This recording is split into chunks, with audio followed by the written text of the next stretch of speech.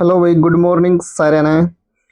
तो class ninth subject science के paper में भाई सारे का स्वागत है। ठीक है, तो सबसे पहले इंस्ट्रक्शन पढ़ लो। ठीक है, इंस्ट्रक्शन की है टाइम 90 मिनट का भाई, और मार्क्स जो अंक है वो 30 के हैं। निर्देश सुनो, सभी प्रश्न अनिवार्य हैं। प्रश्न पत्र को प्रश्नों के स्वरूप के अनुसार खंडों में विभाजित किया गया है। बहुविकल्पीय प्रश्नों के उत्तर के लिए सही विकल्प छांट कर लिखें। आपका उत्तर प्रश्न के लिए निर्धारित अंक के अनुसार होना चाहिए। अब आ जाओ भाई सेक्शन ए पे। ठीक है, सेक्शन ए पे आपको पूछे जाओगे ऑब्जेक्टिव टाइप के क्वेश्चन। ठीक है, और ऑब्जेक्टिव कितने रहेंगे बच्चों? प्रश्न संख्या 1 तक प्रश्न संख्या 8 तक। तो पहला प्रश्न देखो भाई। ठीक, पहला ही प्रश्न है, निम्नलिखित में से कौन एक तवर्ण का मात्रक है भाई? तो ऑप्शन नंबर बी सही है इसका। ठीक है, अब आगे आ जाओ। प्रश्न नंबर 2 है, शुष्क बर्फ कहा जाता है। तो शुष्क बर्फ किसको कहा जाता है भाई? इसका राइट आंसर है ठोस कार्बन डाइऑक्साइड को। ठीक है, उत्तर गया है भाई। अगला प्रश्न देखो फिर, किस वैज्ञानिक ने कोशिकाओं में केंद्रक का पता लगाया था?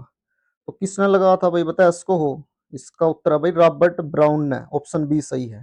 ठीक है, अगला प्रश्न है, 100 डिग्री सेल्सियस तापमान पर जल अवस्था में होगा, किस अवस्था में होगा? नु पूछा है यो।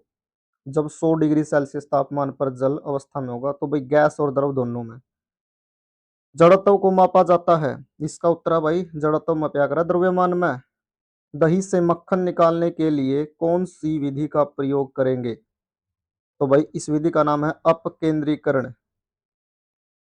किस कोशिकांग को आत्मघाती थैली कहा जाता है? लाइसोसोम को भाई।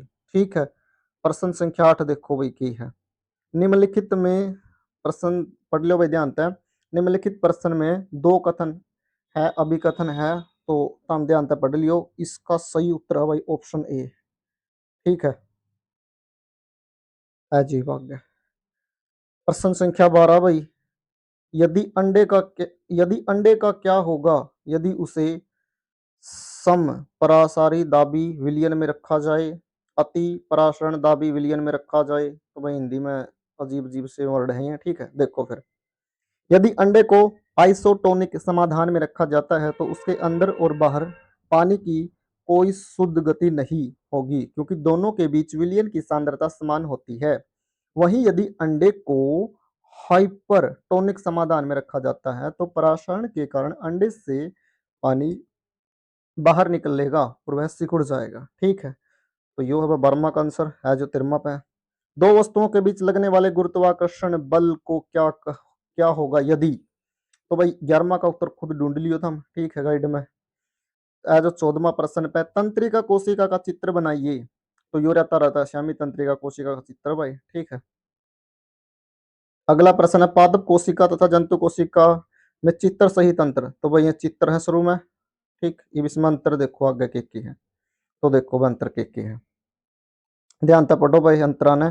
पहला अंतर है भाई कोशिका, जो पादप कोशिका उसमें कोशिका भित्ति पाई जावे है, और इसमें कोशिका भित्ति नहीं पाई जाती। ठीक है, इसमें भाई हरित लवक पाए जाते हैं, इसमें हरित लवक कौन होंगे। ठीक, इसमें फिर तीसरा भाई सेंट्रोसोम अनुपस्थित होता है, इसमें सेंट्रोसोम उपस्थित होता है। ठीक है, और फिर चौथा अंतर पढ़ लो, रिक्तिकाएं बड़ी तथा संख्या में कम होती हैं और रिक्तिकाएं छोटी तथा संख्या में अधिक होती हैं।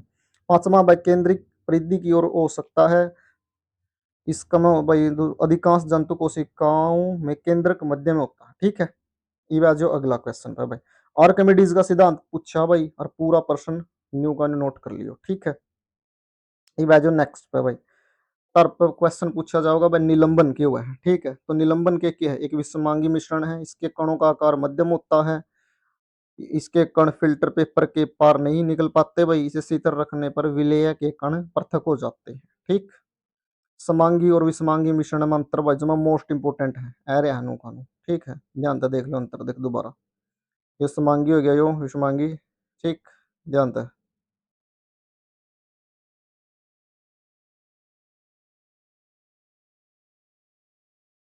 सरल उत्तक और जटिल उत्तक में अंतर भाई, जमा खतरनाक प्रश्न है भाई, पक्का आ रहा है, देख लो। कोलाइड के बारे में आ गया भाई, ठीक। तो यह भी एक विषमांगी विषण है भाई, इसने भी आंसर सही डाल पढ़ लियो अपना ने। टाइम कम है भाई। विलियन निलंबन और क्लोराइड एक दूसरे से किस प्रकार भिन्न है, प्रश्न यो है भाई। तो भाई निलंबन तो हमने पढ़ लिया, क्लोराइड पढ़ लिया, विलियन ही पढ़ लियो। यह समांगी मिश्रण होता है, ठीक है। ध्यान था, एक एक प्रश्न जमा इंपॉर्टेंट है, ये पूरा पेपर नो का नु आया पाओगा, देख लियो। तो आर्किमिडीज का सिद्धांत दोबारा रिपीट हो गया भाई, ठीक। मोस्ट इंपोर्टेंट है भाई, ठीक। नारियल का रेशा खालिस्तान उत्तक से बना होता है, स्केलेरमाइम की है भाई तरह, ठीक है।